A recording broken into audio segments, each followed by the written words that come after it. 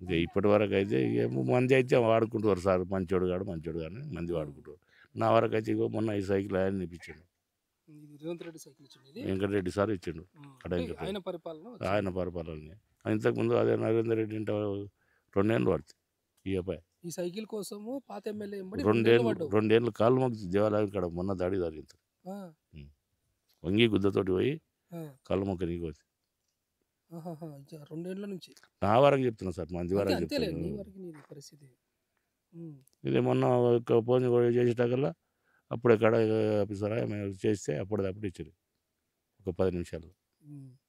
ఇప్పుడు ఈ ఎమ్మెల్యే కూడా మీకు రేవంత్ రెడ్డి కదా. రేవంత్ రెడ్డి రేవంత్ రెడ్డి ఇప్పుడు మరి ఆయన ఎక్కువ సీఎంగా అంటే హైదరాబాద్లో ఉంటాడు కదా. ఇప్పుడు ఈయన చూసుకుంటాడు కదా సార్, కొడంగల్ కడ ఆఫీసర్ ఎవరు? వెంకటరెడ్డి. వెంకటరెడ్డి. ఏమైనా ఉంటే సమస్యలు ఉంటే ఉంటే ఆయనతో పోతారు. ఆయనతో పోతాడు, మా అత్త ఊర్లో తిరుపతి రెడ్డితో పోతాడు. ఉమ్. కానీ అని సమాన ఇద్దరు కలిసి ఇక్కడ లోకల్ సమస్యలు ఏమైనా ఉంటే వాళ్ళు ఇక చేసుకుంటారు. వాళ్ళకి చెప్పుకుంటారు. ఇక ఏమన్నా అదే కేసీఆర్ పరిపాలన ఎట్లుండే 10 ఏళ్ళు?